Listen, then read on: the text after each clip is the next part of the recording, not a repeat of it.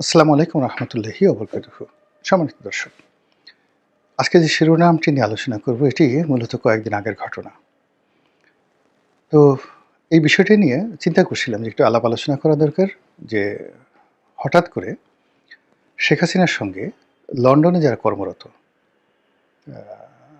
প্রবাসী বাংলাদেশি এবং লন্ডনে যারা আশ্রয় নিয়েছেন আওয়ামী লীগের বড় বড় নেতা, তাদের মধ্যে যাদের নেতৃত্বের পর্যায়ে রয়েছেন এরকম ৮ জন কিংবা ১০ জন শীর্ষ আওয়ামী লীগ নেতা।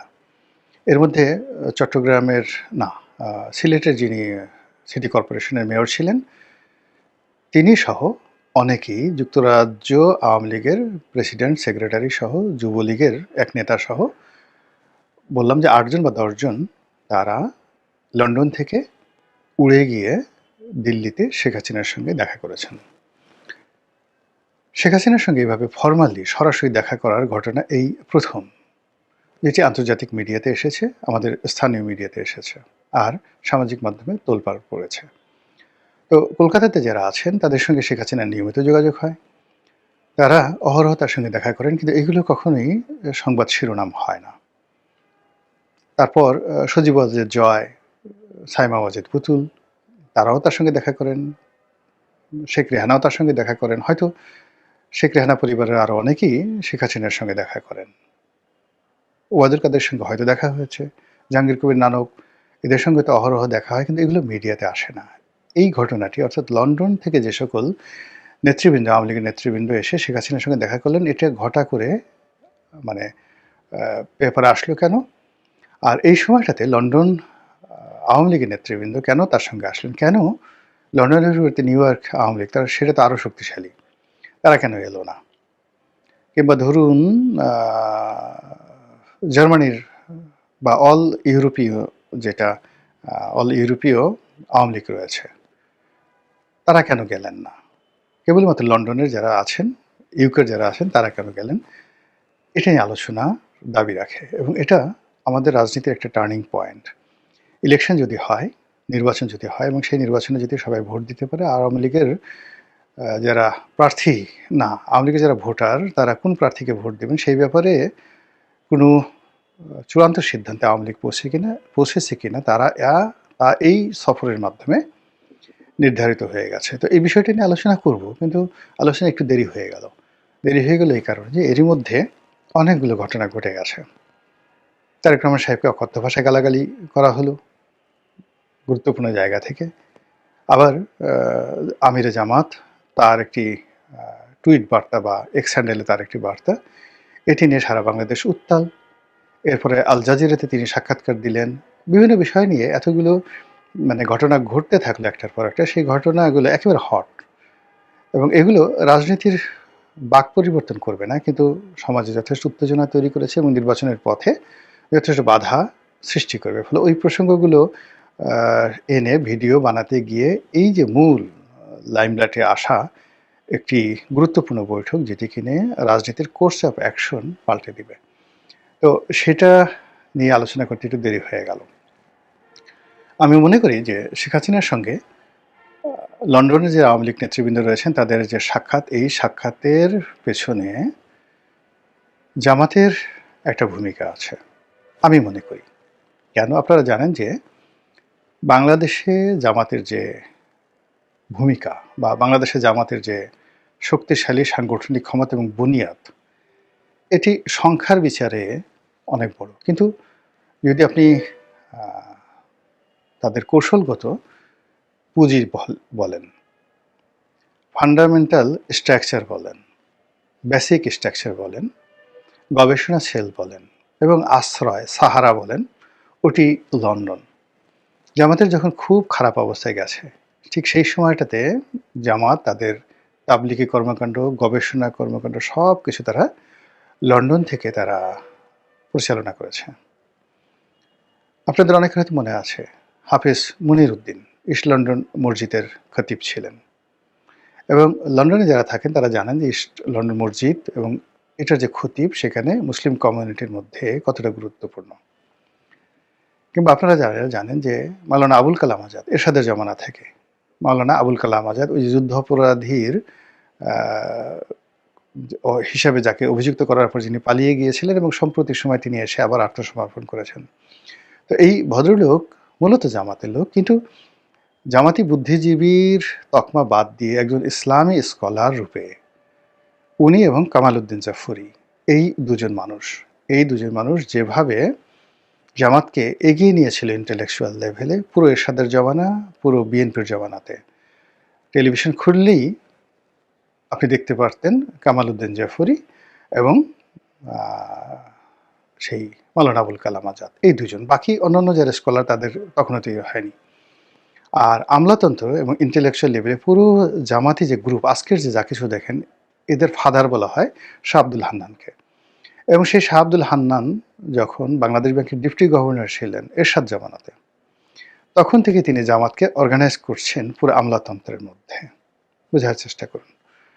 তো সেই শাহ আব্দুল হান্নান এরশাদ জামানা থেকে আমলাতন্ত্রে, মিডিয়ার যে জগৎ এবং ইসলামী প্রচার এবং প্রোপাগান্ডাতে বাংলাদেশে একদিকে সেই কামাল উদ্দিন জাফরি আর অন্যদিকে মাওলানা আবুল কালাম আজাদ ইন্টেলেকচুয়াল লেভেলে।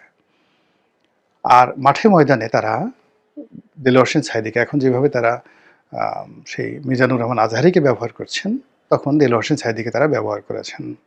এবং সাঈদী সাহেব সেই ডিবির অফিসে ইন্টারোগেশনে যে কথাগুলো বলেছেন, আমি এগুলো বলতে পারবো না, আই নো ইট। এনিওয়ে, তো করে তারা আগে ইসলাম, আজকে তাদের যে প্ল্যাটফর্মগুলো তৈরি হয়েছে, সেই প্ল্যাটফর্মগুলো তারা তৈরি করেছেন পথে ঘাটে মাঠে এরশাদের জমানা থেকে। আর এই পুরো জিনিসগুলো বিভিন্ন অর্গানাইজেশনের মাধ্যমে, সংগঠনের মাধ্যমে তারা পরিচালনা করতেন লন্ডন থেকে। সেখানে হাফিজ মনিরুদ্দিন, তিনি দেলোয়ার হোসেন সাঈদী সাহেবের বিআই, কামরুদ্দিন জাফরি দেলোয়ার হোসেন সাঈদী সাহেবের বিআই। পারিবারিক বন্ধন দিয়ে সব দিয়ে, মানে জামাত যে অর্গানাইজটা লন্ডন থেকে করেছেন, তার প্রেক্ষিতে আজকের জামাত এই জায়গাতে এসে পৌঁছে গেছেন। এখনও যদি ভবিষ্যতে জামাতের বিপদ আসে, তাকে আবার সেই লন্ডনমুখী হতে হবে। তো সেই লন্ডনে তাদের বিভিন্ন এজেন্ট রয়েছে, গুপ্ত এজেন্ট রয়েছে। সেই গুপ্ত এজেন্টরা অবাধে তারেক রহমান সাহেবের চারিদিকে ছিলেন, এখনও আছেন। এবং এদের অনুমতি নিয়ে মির্জা ফখরুল সাহেবকে, আব্দুল আল মিন্টু সাহেবকে, এদের অনুমতি নিয়ে রুহুল কবির রিজভী সাহেবকে তারেক রহমান সাহেবের দরবারে হাজির হতে হতো, বা এখনো হচ্ছে। এবং এরা কারা বলতে পারবেন না, আপনি বলতে পারবেন না। তো এটা মানে এই যে সন্দেহটা আমি ধরাই দিলাম, সেই সন্দেহটা স্বয়ং বিএনপির শীর্ষ পর্যায়ের নেতৃত্ব ইনক্লুডিং তারেক রহমান সাহেবের মধ্যে আছে, এবং এই বিনয়টা তারা তৈরি করেছে লন্ডনে। একইভাবে জামাতের এই বুনিয়াদটি তারা গণভবনে ঢুকিয়ে দিয়েছে, শেখ রেহানার বাসায় ঢুকিয়ে দিয়েছে, এবং এখনও লন্ডনে যত রকম লোকজন রয়েছে সেখানে তারা অনেকেই জামাতের হেফাজতে আছে, আর সরাসরি জামাতের হেফাজতে আছে, আর সরাসরি একেবারে দেখবেন যে ফ্রন্ট লাইনে, মানে জামাতি যারা লোকজন, মানে ফ্রন্ট লাইনে যারা এখন আওয়ামী লীগের মাস্টার মাইন্ড, আওয়ামী লীগের ত্রাণকর্তা রূপে যারা হাজির হয়েছেন, তাদের অনেকের সঙ্গে তারা অনেকের জামাতের রিক্রুট, অনেকে ফ্রিডম পার্টির ছিল, মানে ফ্রিডম পার্টি তাদের শ্বশুর ফ্রিডম পার্টির নেতা, তার বাবা, আত্মীয় স্বজন থেকে শুরু করে অনেকেই জামাত দ্বারা বায়াস্ট। তারা নিজেরা ছাত্র শিবির করছে সারা জীবন, এবং শেখ হাসিনাকে সারা জীবন গালাগালি করেছে, জয়কে পাগল মাগল ছাগল বলে অস্থির করে ফেলেছে, শেখ রেহানার পরিবার সম্পর্কে তুচ্ছ তাচ্ছিল্য করে যে সমস্ত লোকজন ফাটিয়ে ফেলেছে ছাত্র জীবনে, তারা এখন আওয়ামী লীগের সরাসরি শেখ হাসিনার সঙ্গে যোগাযোগ করে। শেখ হাসিনা তাদেরকে টেলিফোন করে নাকি, তারা বলে যে শেখ হাসিনা তাদেরকে সরাসরি টেলিফোন করে, আর তারাও নাকি শেখ হাসিনাকে টেলিফোন করে। এই সমস্ত লোক 100% গুপ্ত সংগঠনের সাথে জড়িত। এটা শেখ হাসিনার সব লোক জানে, বিএনপির সব লোক জানে যে তাদের মধ্যে গুপ্ত সংগঠনের লোক আছে, কিন্তু তাদেরকে ধরা যাচ্ছে না। তো এই যে গুপ্ত সংগঠনের যে লোকগুলো প্লাস জামাতের যেগুলো প্রকাশ্য নেতৃবৃন্দ রয়েছেন, তারা সবাই মিলে এখন তো আওয়ামী লীগের সবচেয়ে বড় মেলাটি রয়েছে, নিউক্লিয়াসটি রয়েছে লন্ডনে। শেখ রেহানার পরিবার এবং আওয়ামী লীগের প্রায় বেশিরভাগ শীর্ষ নেতৃবৃন্দ তারা এখন লন্ডনে নিরাপদ আছেন। তো তাদের মাধ্যমে জামাতের সঙ্গে যদি আওয়ামী লীগের একটা সমঝোতা হয়, আবার আমি বলছি এটা কিন্তু আমার প্রেডিকশন পার্সোনালি, এটা যুক্তি বলে, এটা খুবই স্বাভাবিক। দ্বিতীয়ত যে জামাতেরই একটা অভ্যাস আছে যে আ আপনি যখন ক্রাইসিস মোমেন্টে তখন তারা আপনার সামনে সাহারা রূপে বা আশ্রয়দাতা রূপে হাজির হবে। তো সেক্ষেত্রে এখন লন্ডনে যেহেতু তাদের সবচেয়ে বড় এস্টাবলিশমেন্ট, তাদের লয়ার রয়েছে, তাদের টাকা আছে, তাদের বাড়ি আছে, আত্মীয় আছে, স্বজন আছে, সিলটি লোক আছে, আরও অনেক কিছু আছে। তো সেগুলো দিয়ে তারা আওয়ামী লীগের যারা লোকজন তাদের মনোরঞ্জন করে ফেলেছে, তাদের হৃদয় জয় করে ফেলেছে। অন্যদিকে বাংলাদেশে এই যে মামলাগুলো হয়েছে, যত গায়েবী মামলা হয়েছে, যত হত্যা মামলা হয়েছে, যত সন্ত্রাস দমন আইনে মামলা হয়েছে, সব মামলাই কিন্তু বিএনপির লোকজন করেছে। ৩০০, ৪০০, ৫০০ এবং এই মামলা নিয়ে যে বাণিজ্য হয়েছে এবং এখনও এই মামলা নিয়ে যে বাণিজ্য হচ্ছে এর সঙ্গে জামাত জড়িত না। এটাকে জামাত করছে কি মাঠে ময়দানে আওয়ামী লীগের যে সকল ত্যাগী নেতা নেত্রী রয়েছেন যারা পলাতক তাদের সঙ্গে যোগাযোগ করছে, তাদের পরিবারকে আশ্রয় দিচ্ছে, তাদেরকে আইনি সহযোগিতা দিচ্ছে, ক্ষেত্র বিশেষে অর্থ সাহায্য দিচ্ছে। এগুলো দিয়ে তারা কিন্তু আওয়ামী লীগের মন তলে তলে জয় করে ফেলেছে। এর প্রেক্ষিতে জামাতের সঙ্গে যদি রয়ের মাধ্যমে শেখ হাসিনার একটা সাক্ষাৎ হয়, আবার জামাতের গুপ্ত সংগঠনের যারা প্রভাবশালী লোকজন রয়েছে তাদের মাধ্যমে লন্ডন আওয়ামী লীগের নেতৃবৃন্দের সঙ্গে এবং তার মাধ্যমে শেখ হাসিনার সঙ্গে একটি সাক্ষাৎকার হয়, অস্বাভাবিক নয়, এটা যুক্তিযুক্ত। এর কারণ হলো আমি আগেই বললাম যে যদি এই মুহূর্তে নিউ ইয়র্ক আওয়ামী লীগের নেতৃবৃন্দ তারা দিল্লিতে আসতেন তাহলে আমি সন্দেহ করতাম না। এর কারণ হলো আমেরিকাতে জামাতের অত স্ট্রং যাকে বলা হয় পোর্টফোলিও নেই, যেটি তাদের ইংল্যান্ডে আছে। তো তারা আসছে, আর তারা কখন আসছে? যখন নির্বাচনের সময় হাতে আছে মাত্র 10 দিন। আর এই 10 দিন যে তাদের হাতে রয়েছে এই সময়টিতে nobody is sure what is going to happen. কেউ বলতে পারছে না কি ঘটতে যাচ্ছে। Nothing is under control by anybody. যখন কোনো কিছুই কারো হাতে নেই, কারো নিয়ন্ত্রণে নেই, এভরিবডি ইজ মেকিং ব্লান্ডার। সবাই ব্লান্ডার করছে যার যার মতো। আমি সব কিছু, আমার হাতে সব কিছু, আমি জিতে যাব, ওভার রেটিং সব কিছু হচ্ছে এবং সবাই অস্থিরতার মধ্যে ভুগছে। তাহলে সেই অর্থে নির্বাচন হওয়াটাও যেভাবে জরুরি, না হওয়াটাও জরুরি। নির্বাচন হতেও পারে, নাও হতে পারে, হলেও ভালো হবে, না হলেও ভালো হবে। মানে কোনো একটা জিনিসে আপনি স্থির থাকতে পারছেন না। কেউ একটা সিদ্ধান্ত নিয়ে শতভাগ দৃঢ়তা নিয়ে বাংলাদেশের একটা সিঙ্গেল লোক এই মুহূর্তে যে সকল বিষয় নিয়ে বিতর্ক হচ্ছে সেই বিতর্কের একটা বিষয়ে কনক্লুশনে আসা যাচ্ছে না, উপসংহারে আসা যাচ্ছে না। কাজেই আওয়ামী লীগের লোকজন তারা এই নির্বাচন বানচালের জন্য চেষ্টা করছে। আবার এই নির্বাচন যদি হয়ে যায় তাহলে তাদের ভূমিকা কি হবে এটা নিয়েও তারা একটা মাস্টার প্ল্যান করে ফেলেছে। এই নির্বাচনকে বানচাল করার জন্য, প্রশ্নবিদ্ধ করার জন্য কী চক্রান্ত করা যায় তাও তারা করছে। আবার নির্বাচন যদি সত্যিকার অর্থে ভোট দেওয়ার ক্ষমতা হয় সেক্ষেত্রে আওয়ামী লীগের যেখানে জামাতের প্রার্থীকে ভোট দিলে জামাতের প্রার্থী নির্ঘাত জয়লাভ করবে, নির্ঘাত জয়লাভ করবে এবং সেই সকল এলাকাতে জামাত যদি জয়লাভ করে তাহলে আওয়ামী লীগের যারা নেতাকর্মী তাদের বিপদে পড়তে হবে না।